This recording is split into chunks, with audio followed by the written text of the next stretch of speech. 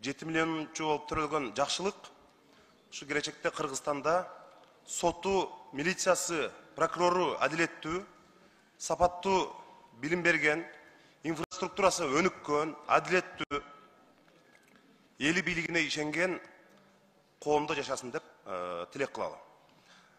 Биринчи суроом Акылбек Сөмбекович. Баткендеги трагедия баарыбыздын жүрөгүбүздү канатты.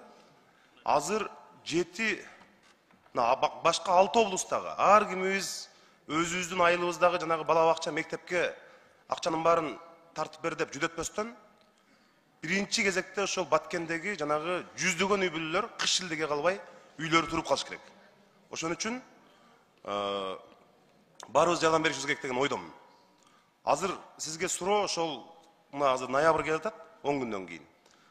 Кышка чейин, суук түшкөнгө чейин үй менен Баткендеги жанагы үйлөрү талкаланган жарандарыбыз үйлүү болобу? Үлгүрөбүзбү ошого? Биз өкмөт тараптан болгон шарттарды түзүп бердик. Азыр эми курулушчуларга Кудай күч кубат берсин деп атабыз. Курулушчуларыбыз ушу жаңы жылга чейин бүтүргөнгө аракет кылабыз деп атат. Эгерде сэндвич панель менен курганда 2 айда бүтүрүп, элдин баарын үйүнө киргизип берип коймокпуз. Бирок элдер суранышты, фундаментин коюп бергиле, кирпич менен, анан үстүн дагы мындан ары күйбөгөндөй кылып бетон менен жаап бергиле деди. Эми мындай мокрый процесс болгон жерлерде убакыт дагы талап кылынат, өзүңүздөр билесиздер. Бирок бүгүнкү күнү бүт үйлөрдүн баары бөлүштүрүлүп берилди. МЧС менен жардам берип баарын тазалап бүтүрдүк.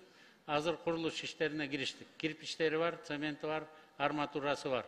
Азыр эми адам баласынын күчүнө ишенели, алар эми 2 менен 3 менен иштейбиз деп атат. Болгон аракетибизди жумшайбыз. Азыр ошо атайын бир ген патриотчикти алганбыз. Урматтуу президент Садыр Нуркожоевичке да сөз берди.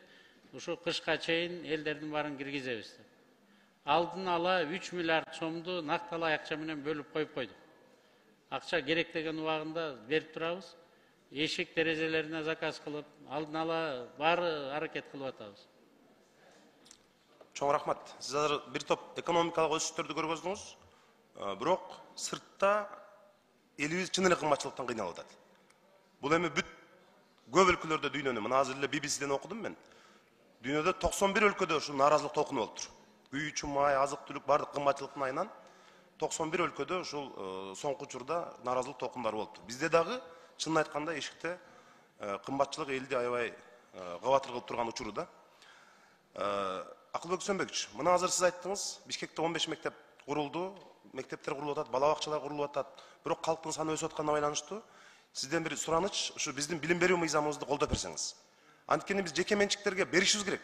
Бала бакча кургула, мектеп кургула, мына ошентип биз жанагы нагрузканы мындай бөлүшпөсөк, жылда 10 топ мектеп курганда дагы маселе мындай чечилиши күмөн да. Жанагындай лицензияларды бюрократ 10 секунд. Бюрократияны жоюп, жана ваучер системасын киргизип, жанагы бала бакчаларга жанагындай толгон токой документтерди алып келип, лицензия дегендер түшүнүктөрдөн жоюп, ушул мыйзамды колдоп берсеңиз деген сизден өтүнүч. Жаңы мыйзамдын концепциясын колдогом. Азыркы министр менен да коомчулук бирдиктүү сиздер менен чогуу иштешип атат. Бишкек Ош шаарында ким курам десе, жер таап берүүгө дагы, инфраструктурасын өзүбүз алып берүүгө дагы даярбыз. Канализация, суу, свет маселелерин өзүбүздүн мойнубузга да алабыз да. Ошондой инвесторлорду издеп атабыз.